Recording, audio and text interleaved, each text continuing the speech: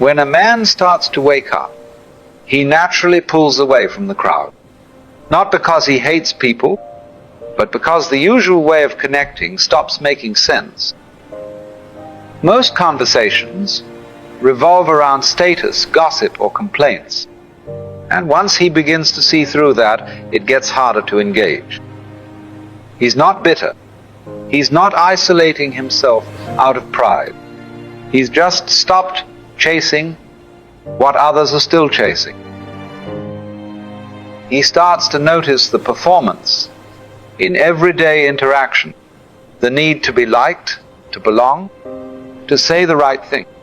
And without making a big deal about it, he quietly steps back.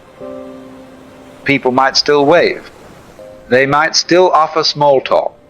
But the connection is no longer there, because it was never real to begin with. He didn't cut ties, he didn't burn bridges. He simply stopped pretending. And when he does that, distance happens on its own.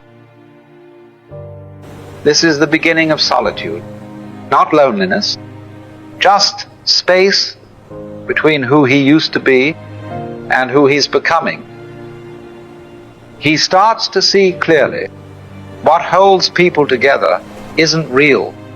It's not depth, it's not truth. It's habit, comfort, and shared illusions.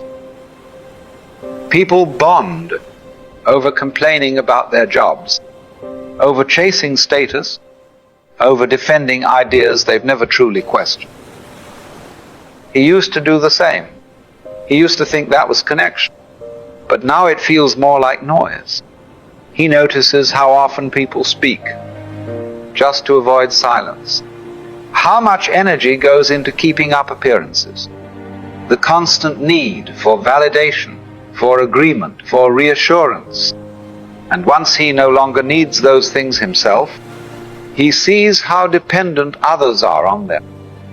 How relationships often survive not because of honesty, but because everyone agrees to keep the story going. He understands why people hold on to what feels familiar. He still cares. He still listens, but he no longer plays along. That shift, subtle as it is, creates distance all on its own. From the outside, he might seem the same. He still shows up.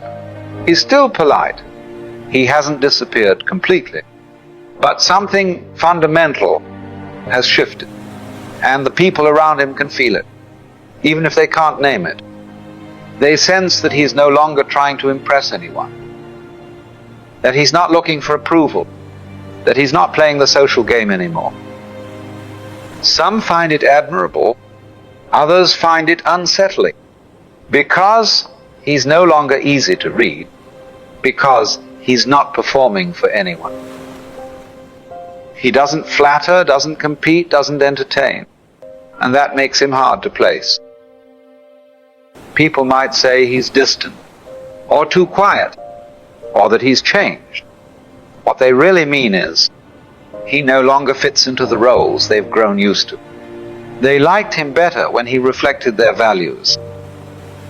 Now, he reflects something else, something still, grounded, and not dependent on being liked. People see him, but they don't really know him, because knowing him now would require them to see what he sees, and most people aren't ready for that. He once believed that staying connected meant staying involved, showing up, participating in conversations, maintaining appearances. But with time, that definition changed. As his priorities shifted inward, he stopped engaging out of obligation, not because he cared less, but because he no longer needed others to affirm his place in the world. He still values connection, but not if it depends on constant engagement, emotional performance, or subtle negotiation for approval. He doesn't withdraw out of resentment. He simply no longer finds value in maintaining relationships built on pretense or expectation. To those accustomed to transactional connection, his presence can feel distant. But in truth, he's simply not playing the same role anymore. He no longer speaks just to keep the peace. He no longer sees himself through other people's eyes. What emerges in that space is not loneliness, but clarity. A calm independence that allows him to remain rooted even when others come and go. He's become honest, and from that honesty, a deeper kind of freedom begins to take shape. From the outside, solitude is often misunderstood. To most people, being alone signals a lack of friends, of purpose, of belonging. But for a man who has begun to see clearly, solitude becomes something else entirely. He no longer fills his time with distractions, just to avoid being alone with himself. He no longer seeks out constant company, to escape discomfort. He's learned to sit in silence without needing it to end. What others describe as loneliness is often just unfamiliar stillness. They equate the absence of noise with emptiness. He's realized that most of what fills a typical day, talks, tasks, and duties, is just noise pretending to be important. In solitude, he sees himself without distortion. There's no one to impress, no image to maintain, and that clarity, while uncomfortable at first, becomes a source of strength. He doesn't avoid people, but he also no longer depends on them to feel complete. This shift usually confuses others.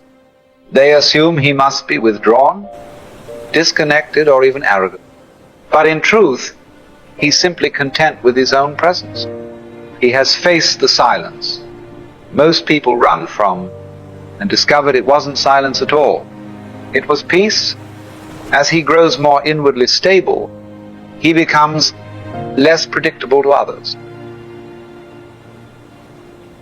Not by intent, but by the simple fact that he no longer participates in the subtle exchanges that define most social interaction. He does not mirror emotions to gain approval. He does not offer reassurance when it would mean denying what he sees. To those still dependent on external validation, this creates discomfort. They may interpret his neutrality as arrogance, his silence as judgment, his detachment as disinterest. In reality, he is none of those things. He's simply no longer invested in managing perception. Much of what people call connection is actually a performance, a mutual agreement to keep certain illusions intact. Once he steps outside that arrangement, he disrupts it just by being present. He doesn't argue or provoke or attempt to convert anyone to his view, but the absence of familiar signals, approval, flattery, emotional reinforcement, makes others uneasy. Many of his previous friendships begin to fade, not because of conflict, but because the foundation they stood on no longer holds. He begins to notice how often relationships are maintained through shared complaints, routine habits, or the mutual reinforcement of personal narratives. Once he no longer participates in those patterns, the connection weakens on its own. He no longer feels compelled to offer agreement for the sake of belonging. He no longer entertains conversations that avoid substance, and he has no interest in maintaining ties that require him to shrink himself. This shift is not a rejection of others. It's the result of a change in what he's willing to invest his energy in. True friendship becomes something quieter, simpler, and far more rare. It is no longer based on shared illusions, but on mutual recognition. Two people who don't need each other, yet choose to walk alongside one another without expectation. These kinds of connections cannot be manufactured. They emerge naturally, if at all, and only when both individuals have stopped seeking to be completed by the other. Most social interaction relies on unspoken rules. You validate my perspective, I'll validate yours. We won't go too deep. We won't challenge each other's assumptions. We'll pretend we agree, even if we don't. He used to play by those rules because everyone did. But once he starts operating outside of them, the dynamic begins to break down. He no longer gives comfort just to ease tension. He doesn't pretend to agree when he doesn't. He's done with the little acts that keep everyone else feeling safe, but keep him feeling false. This isn't defiance, it's clarity. And that clarity is disruptive because it exposes how much of everyday life is based on mutual avoidance of truth. People notice, even if they don't understand what's changed. They feel the shift. They sense that something familiar has gone missing. The constant exchange of comfort, validation, and distraction. And without him feeding the system weakens. Talks start to feel awkward. People stop reaching out as much. What used to feel warm and familiar now feels tense and uneasy. Not because he did something wrong, but because he stopped playing along. He hasn't rejected anyone. He simply stopped reinforcing a structure he no longer believes in. As his understanding deepens, something unexpected happens. He begins to need less, not just materially, but emotionally, socially, even intellectually. He no longer seeks recognition. He no longer relies on others to confirm what he already knows internally. And as that need dissolves, so do many of the relationships that once required it. This is the paradox. The clearer he becomes, the quieter his life becomes. Not because he's closed off, but because so much of what once filled his time was rooted in a search for external affirmation. Without that search, most social activity feels optional, if not unnecessary. He stops trying to be understood. He stops needing to explain. He no longer measures his presence by how much space he takes up in other people's lives. From the outside, this might look like withdrawal, but inside it's the opposite, a settling into something solid and real. He still values connection, but only when it emerges naturally, without demand or performance. He hasn't become cold. He is simply no longer dependent. And in that detachment, there's a kind of depth that can't be found through attachment. Once he wakes up, he can't unsee what he sees. He looks inward, and the noise quiets. He looks outward, and the world is still asleep. He sees the false certainty in people's eyes, the roles they perform, the beliefs they never question, the constant movement that masks an inner stillness they haven't touched. He no longer envies what others call connection, because he understands the cost it often demands: agreement, performance, conformity, and he won't trade truth for the comfort of fitting in. Still, there's a part of him that remembers, a part that quietly hopes, not for crowds, not for company, but for someone awake, someone who has seen what he's seen, felt what he's felt, someone who doesn't need him to be smaller, quieter, or more agreeable in order to feel safe. That kind of meeting is rare. It can't be forced, and he would rather wait in silence than pretend in conversation.